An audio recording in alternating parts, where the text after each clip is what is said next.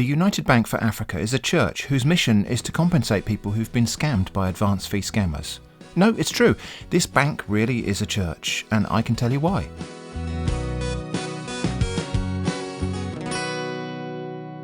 We'll get to a little bit of actual scam baiting in a moment, but first I want to look, point and laugh at some really implausible scam emails. Starting with this one, supposedly from the Reverend Tony Elamelu, who wanted to let me know that God will surely judge all of them who lives by cheating. My Bible says, what does it profit a man if you gain the whole world but lose your soul, which is nothing? Well, not sure I'm completely clear on the value of my soul there, Reverend, but no matter. Now, as I said, the Reverend Tony ministers in a church called the United Bank for Africa. In fact, he's the director of the cash processing unit.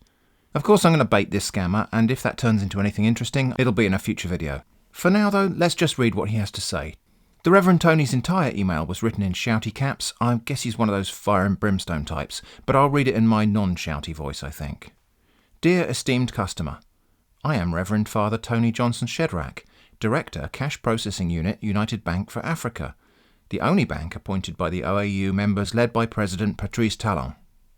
Because of the fraud going on in West Africa countries where some innocent beneficiaries were asked to pay in advance before receive the money owed to them, the above Africa Union held meeting in Benin Republic and resolved to pay all their beneficiaries in cash through means of diplomatic courier service. We receive your files from International Monetary Fund as one of the beneficiaries. Take note, 10,000 United States dollars, yes, the United States, have been mapped out for all expenses in sending the money to you through genuine diplomatic courier service, and how it was all spent will be details to you. Therefore, I want you to bear it in mind that your total fund will be no more 15,500,000 United States dollars, but 15,490,000 United States dollars. If anybody tells you that he is paying you in bank draft or telegraphic money transfer, both Western Union or MoneyGram, do not listen to him or her, because due to this fraud, no international bank honours our remittance instruction anymore. That is why we settled to pay in cash through courier. We also received a security report that you paid the fraudsters who have been deceiving you, telling you that they're going to send this money to you.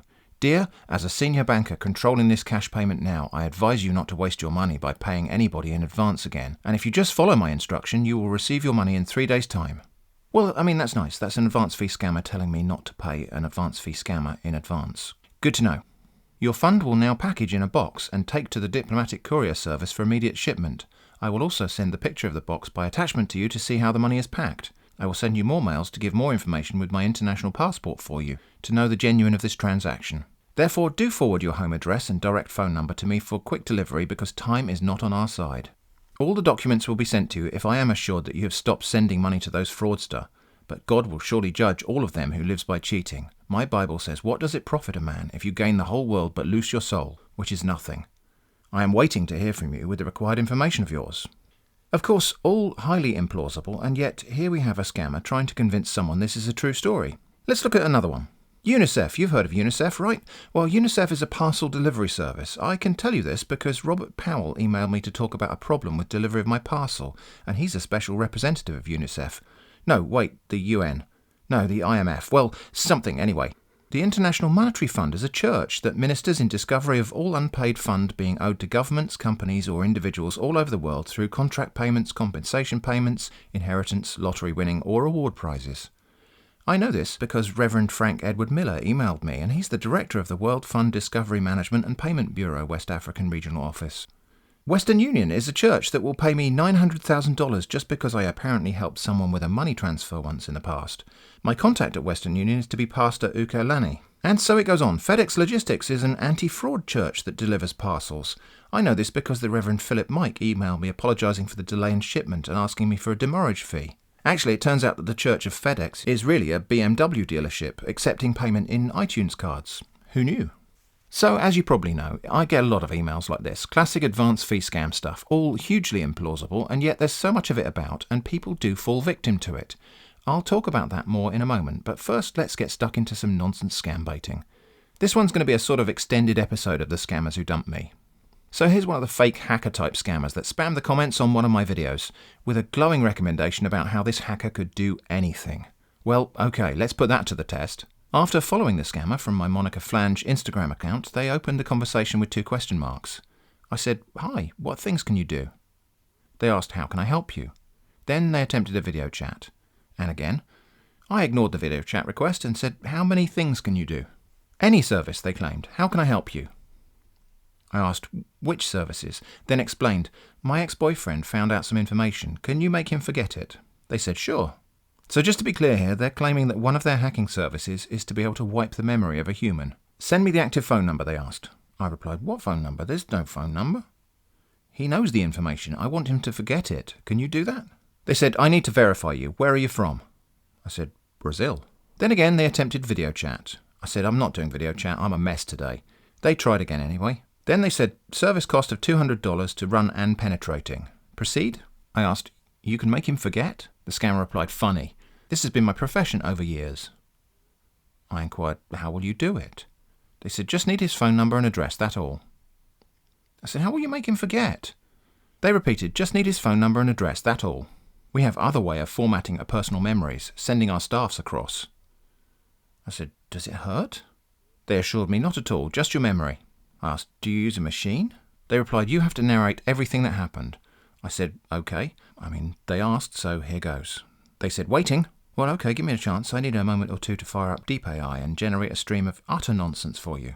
I said, it all began when the people met to hear a story about someone being kidnapped and killed in the city they live in. The story quickly turned to the people of the town. Everyone knew about the incident, heard tales of terrible things. There were rumours that they had been kidnapped, that men had escaped from the town, that young men had been abducted, and that a woman had turned men in to help the kidnappers. The people of the village saw just what a sad sight it was to have a woman kidnapped. However, not everyone got involved in this horrific story. Sometimes the villagers would even ask people to bring people to the village with their bodies. If the villagers were asked to bring anyone they might have met, they would try to find out who could bring them to the village through talk. The villagers would send people in and out of the country as well. Some went in the villages to help bring people to the town. Some even went home to the village and bring one of their old friends who knew about the incident in the hope that they should be able to help the people in the village or give them a reward. Some villagers were also able to talk to children or younger of the village. Young people could also tell about the fate of the village if they wanted, or if they wished to help if needed. The villagers were even able to tell people who'd met in the town on the spot if they wanted to try to find out. That was around the same time that I was in the car and her boyfriend was driving. They talked about how when she went back to school, she really became angry because of who was controlling her, and they took my picture. It wasn't the picture itself that was a problem, it was her idea of what to do next. She didn't have the right to leave it, as the image wouldn't show it. The scammer interrupted to say, you said your ex-boyfriend had information about you, thinking emoji. How does the story rhythm? I continued. I came back to her, and I had thought she would find this image that showed some kind of problem, something she had brought up with her boyfriend, but for my part, her image of me made the image very clear. She has to use every possible way possible to find the picture, to try to find her own mistake, because every single person she encountered was in pain. I think that at the time I found the picture of me, she probably had not thought about herself in much ways. I started wondering if the picture was part of a pattern that she could create to get away from her pain, so that she would come back and find her own way. It was really interesting to take that picture. That's a pattern because of the different emotions she could create. It's connected to the story because he's on a mission to find a new cure for the sick man. The scammer said, okay, let's start the process. I have many clients pending. Send me your ex info. I explained, if we start the process now, we cannot go back to the future. Why are you telling me that you have clients pending with you, but you don't really know if they're being represented on your behalf? The scammer assured me, I know. I asked, if you know, then why would you have taken his advice? There was nothing wrong with him, but what would he have done if my son had been born?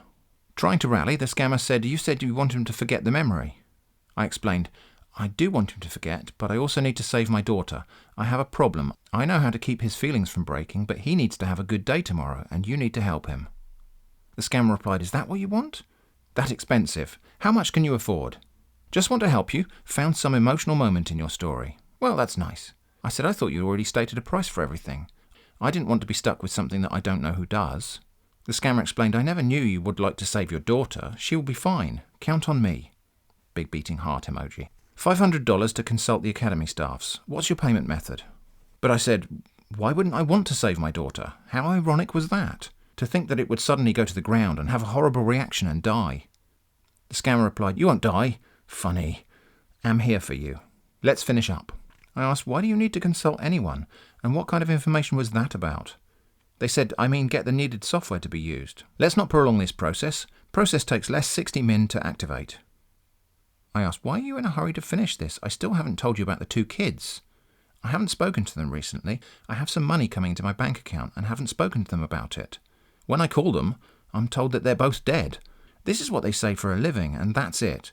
I don't really know why I'm saying this."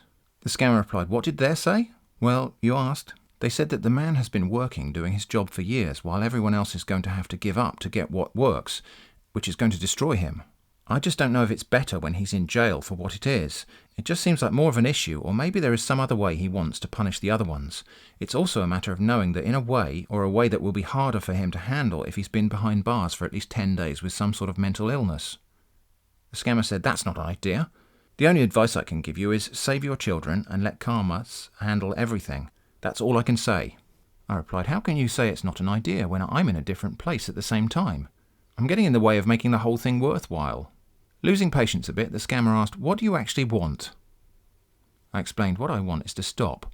For one, I want to stop the cycle of I'm doing it for fun, so maybe we can get on the same page, and start replaying them in front of me, and in that way get through it with less mental effort." The scammer asked, "Who's involved in this?" Wow, okay.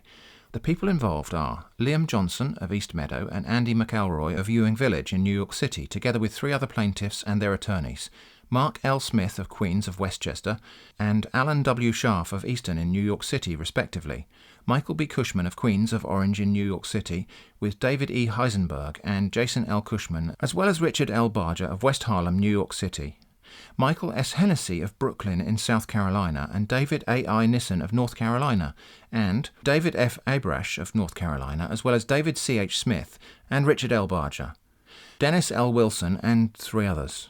The scammer said, "Okay, can we proceed now?" I replied, "We can proceed as soon as we are satisfied in keeping with our goal before." The scammer said, "Good, what's your method of payment?" I said, "I can pay via tickets and pay via cash or credit card. If you use a wallet that can sign and print cash is how I do it." The scammer said, "I accept Bitcoin. Download Coinbase. I will send you a wallet to send the coin to." But I asked, "Why did you ask my method of payment?" This method of payment was different from mine, but my method of payment was the same. You pay the payment on the web using your debit card by clicking Pay on the web, or simply by sending your card to your mobile address. That's how my method of payment works. The scammer helpfully said, "Let me guide you through this process," and then gave me the following very helpful step-by-step guide. Download Coinbase now. I said, "I don't trust Coinbase because they're more complicated than coins, and they are hard to verify." They said, "Use this site," which was coinmama.com. "This is very easy to buy coin." I protested, "I told you my method of payment, and yet it's still the same." But the scammer argued, "I will give you a wallet to send the coin to. Use this, that will be faster." I asked, "Why does it need to be faster?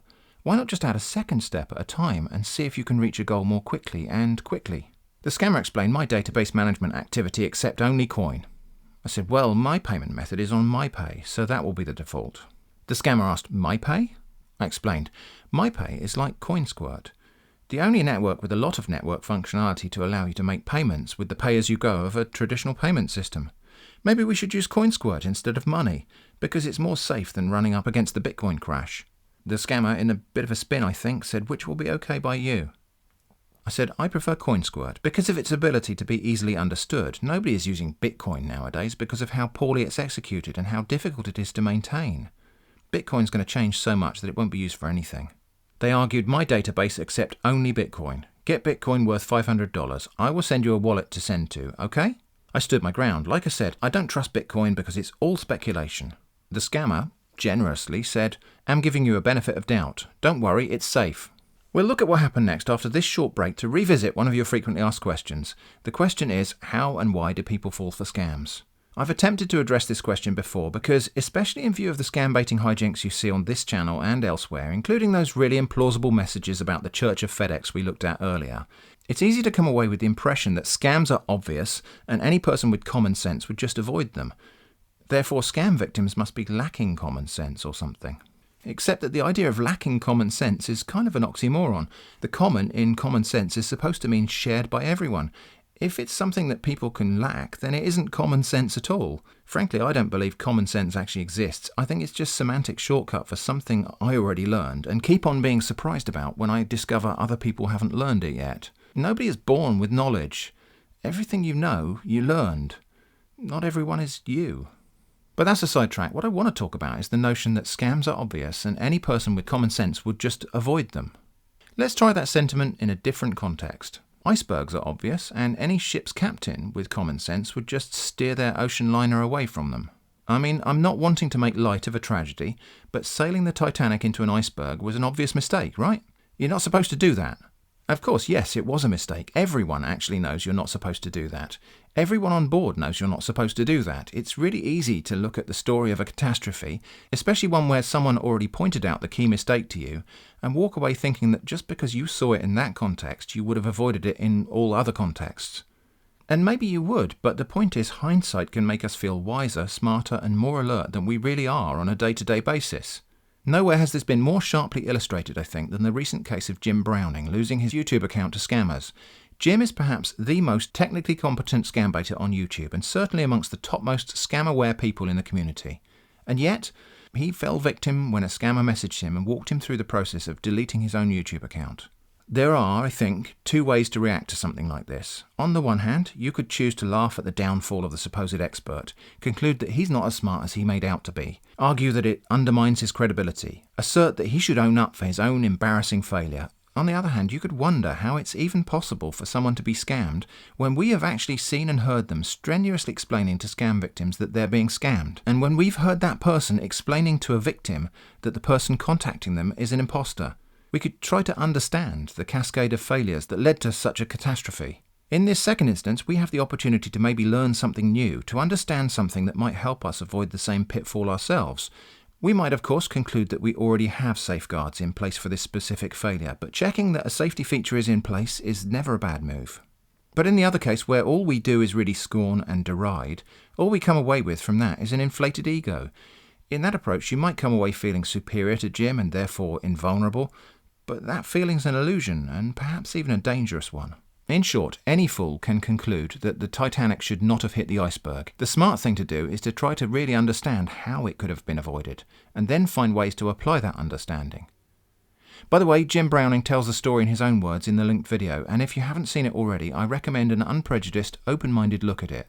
He did something he shouldn't do, and he knows that. The important question is, how and why did that failure come about? Anyway, back to the scambaiting. I had said, I don't trust Bitcoin because it's all speculation. The scammer had replied, don't worry, it's safe. I said we have to work harder. It's a big, huge game to play out. It's a big game to win. If we lose our jobs. It's a big game to lose our lives. The scammer asked, our lives? Who and who? I explained, Bitcoin is dangerous because it creates a large number of copies of your computer, each new copy being transferred by other computers to different computers, so I will never trust it because it will put me in danger.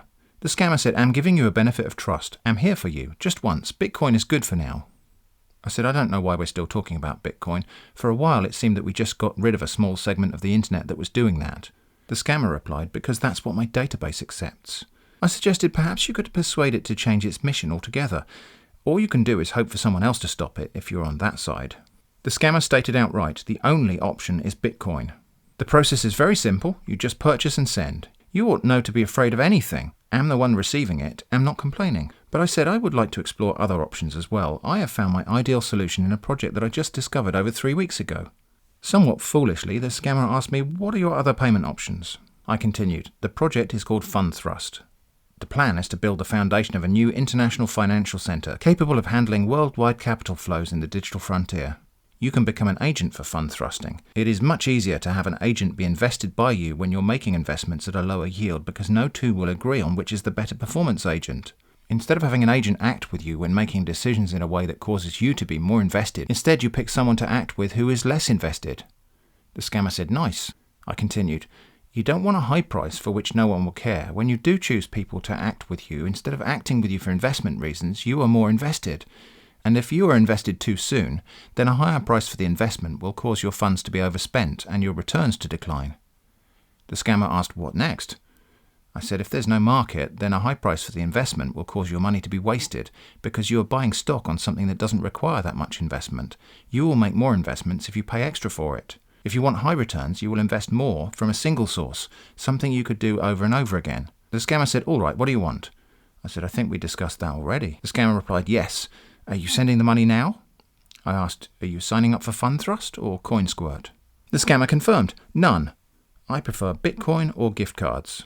I said gift cards are used by small boys as a way to remind them that things didn't in fact go wrong when they did. Anyway, Bitcoin is impossible because every person in the world has access to and shares his or her private key on every computer. You simply cannot get money from someone for the price they would pay. The scammer tried to stop me and said, "No, listen, I will send you a wallet. Just put in the site and they will credit me direct, not from you." I said, "I read an article about this that said to me that it should be possible for someone in the world to start a chain to come out of nowhere." "Why making this hard?" the scammer complained. "I'm not making this hard," I said, "but it seems hard enough to be in a position where we all feel like we can't say what we want to say, and in which positions the best can be expected, so we've got to say what we think." The scammer replied, "Okay, get a Steam card." I said, "Steam cards are used by gamers and small boys to play role-play video games like Mortal Kombat, Call of Duty, Black Ops, Skyrim, and Assassin's Creed." The scammer just said, $100 times 5. My database accepts Steam codes.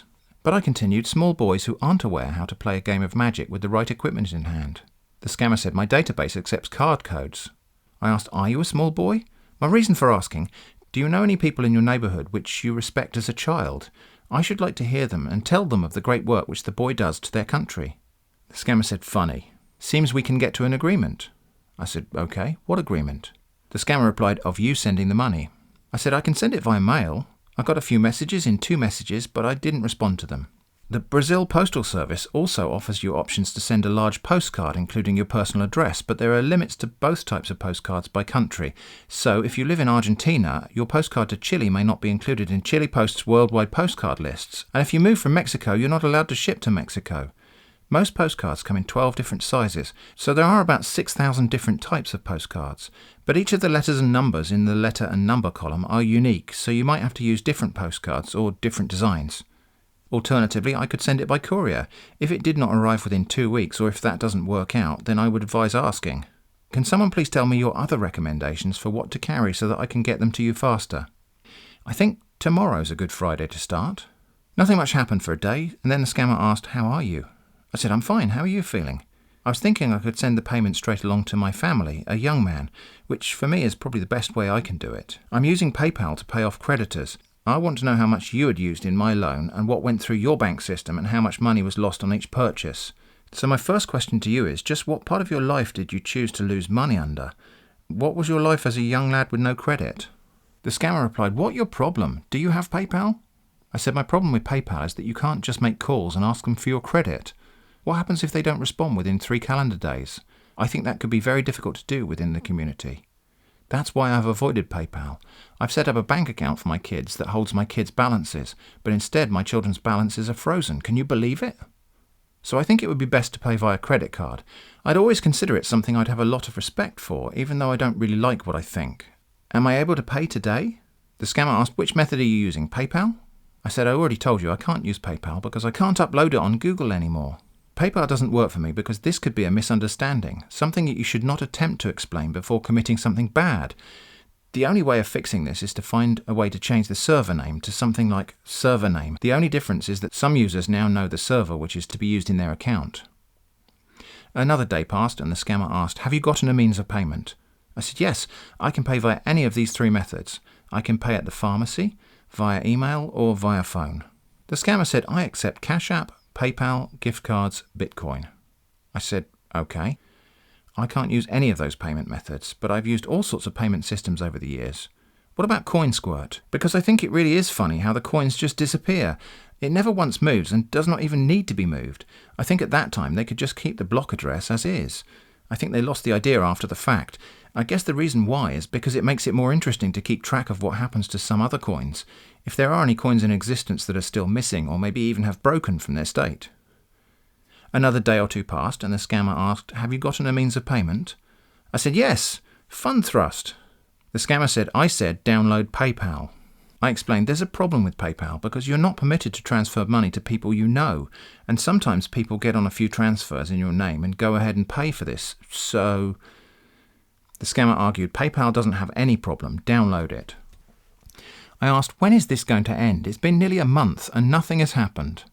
The scammer just replied, "When are you ready to download PayPal?" I said, "I don't think that's even possible. PayPal is a website. PayPal is supposed to give you more than what you want, but at the same time it means you aren't really getting anything at all. When will you do the thing?" But at this point I'm fairly sure the scammer had just blocked me. I didn't get any further replies. A bit of an anticlimactic ending, I know. This is another scammer who dumped me. But perhaps the journey was a little bit of fun. I hope you enjoyed it. Thanks for watching, and I hope to see you again soon.